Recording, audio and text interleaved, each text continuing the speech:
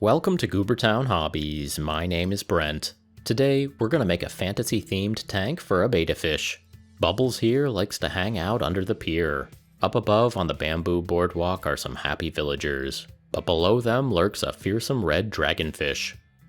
Aquaria and painting models are two of my favorite hobbies, so this is going to be a really fun project. I started off with this rectangular glass face. It seems to be watertight, so that's a great start. This isn't a huge tank, but betta fish really don't need much space. And after the photo shoot, I may even end up getting a larger home for Bubbles. We'll see. After I had the tank, I got some sticks of bamboo to make a fun rustic pier. This is going to serve as the top of the tank, and it's also going to keep Bubbles here from jumping out and turning into a fish chip. Back in high school, I used to work in a tropical fish shop. It's been a while since I've had a betta fish, so I'm pretty excited about all this. I started the pier with a rectangle of bamboo that's just wider than the tank. This part of the frame is going to sit around the top edges of the glass to keep it from slipping off. I used the thick part of my bamboo shoots for the frame. Then I clipped out a whole bunch of thin bamboo sticks to be the planking. I laid these over the rectangular frame and started gluing them in place. I'm using super glue to stick all of this together. It's safe enough when it hardens, and it's not going into the water anyway. The plan is to put the fish stuff inside the tank and arts and craft stuff outside the tank. The top fits on quite nicely. It's snug enough to keep Bubbles in and cats out. It's also going to be a nice surface for Shelly the turtle and Scratchers the cat to stand on. This bamboo cover also hides the top lip of glass, and it might hide the water line too. Aesthetically, both of these things should make the tank look a bit nicer. In addition to hiding the top edge of the glass, I want to hide the edges on either side. Let's build the columns and foundations of this pier. I think these will really help to sell this as a pier or a bridge instead of just a rickety bamboo rectangle. I decided to make these separate from the top. I mixed up some 2-part milliput to stick the uprights onto some wooden bases. This will give us a lot of flexibility. Once the milliput was hard, I painted the bases black. Then I started to sponge on some brown and dark green paint. This is meant to be all of the algae and other grimy life that builds up over years of being underwater. On the top of the posts, I wrapped some twine to look like rope. I fixed that in place with super glue and then used some dark-toned wash to stain those old ropes. It occurs to me that I'm not exactly sure why these posts are wrapped in rope, but it feels right. Also, in just a moment we'll paint up a cat fisherman figurine. I bet he'll really appreciate having all of those scratching posts in his favorite hangout spot. The pier is coming along really nicely. It's starting to look believable. Let's get those fantasy characters ready, and then we'll fill up the tank. Of course, you could use any toy or mini or figurine that you wanted on top. Today though, I'm using some 3D printed minis from the Lost Adventures Kickstarter campaign, Volume 2. I printed these minis myself. After a 4-hour print run, this is what they look like. The models I'm using today both printed as single pieces, and they come out with these printing support scaffolds. The printing supports come right off in a bowl of warm water. Right now it's a bit hard to see how detailed these characters are, so let's get them painted up. First, I got them primed in black, and then I sprayed on just a bit of white from above so that it's easier to see the details while we're working. Everything else we'll do with a regular old paintbrush. Let's start with the cat. The first step is to just start putting down some colors on the biggest sections of the model. This figurine actually inspired the whole project. I love cats, I love fishing, and I love fish. This character is so adorable that I just had to paint him. I think that a fisherman character needs a nemesis. The big one that got away, the old man of the deep. At first I was gonna use a model fish, but then I realized that this would be a really fun theme for a betta tank. I'm kinda hoping that this video gets some mini painters interested in fish, and maybe it'll even get some fish people interested in painting minis. I can highly recommend both hobbies. On this model cat, I'm just trying to put on smooth coats of paint to cover up that primer. Shirt, pants, hat, pole, and fur. For some of these, I put down a couple of thin coats to get smooth, even coverage. As the mini is taking shape, I move on to smaller and smaller details. Once the base coats are on, I can put down a dark wash all over everything. This will strengthen the shadows in the folds of his clothes and in between tufts of fur. When it dries, the model will have a lot more contrast and look a lot closer to being finished. With the washes dry, I got out a tiny brush and painted in some details on his face. The eyes, the mouth, and the ear. Us humans spend a lot of time looking at faces, so a little extra effort here goes a long way. All finished. This was a straightforward paint job, but I think it looks pretty good, and it shows off what a silly, whimsical model this is. We've got one more model to paint.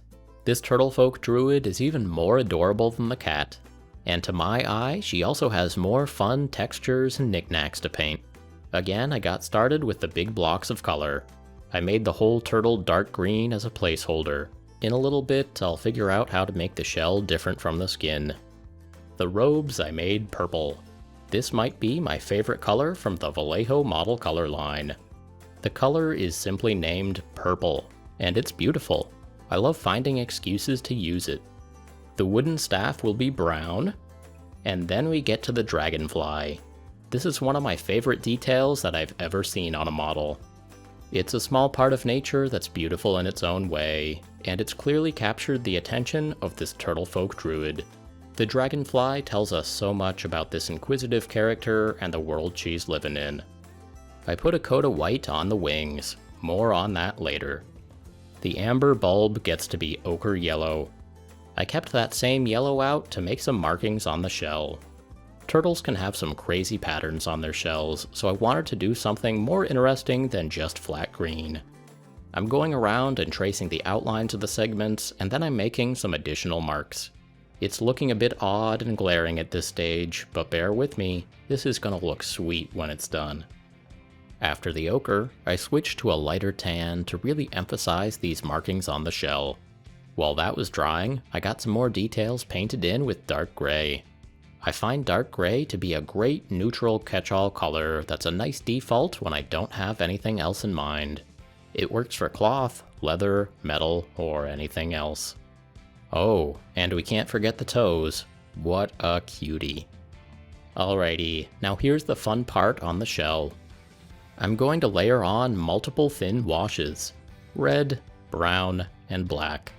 These are going to filter the harsh ochre markings and make it all look like one big piece of tortoise shell.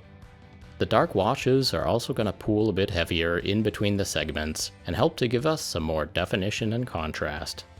I ended up doing about 4 layers of washes on the shell, and in the end, it turned out well. While I had the washes out, I hit some of the rest of the model, particularly the wooden staff and the skin of the turtle. While the washes were drying, I came in with a second layer of purple. I'm trying to build up some highlights on the raised folds of the cloth. You can get contrast both by darkening up the recesses and by brightening up the high points. Okay, let's paint that dragonfly. Dragonflies are iridescent and beautiful. This was a perfect occasion to pull out my Vallejo Shifters paints. These are color shift paints that change color depending on what angle you look at them from. They also look completely different dry from what they look like in the bottle. So I got out my color swatches and picked one color for the body of the dragonfly and one color for the big insect eyes. The body of a dragonfly is maybe the perfect application for this type of paint. You'll see. For the wings of the dragonfly, I want to use washes over white to make them look iridescent but still translucent. I started with yellow, and then when that's dry, I'll modulate it with a bit of brown. Then I got out a dry brush with dark gray. I'll use this to paint the webbing on that hunk of amber and the battens in the wings on that fly. It's hard to paint a solid object to look clear, but I'm happy with the way that these wings are shaping up. You can see that in the meantime I squinted hard and painted some eyes onto the turtle, so now the whole character is really coming together nicely. To make this character beautiful, I'm going to highlight the skin with some bright, happy green colors.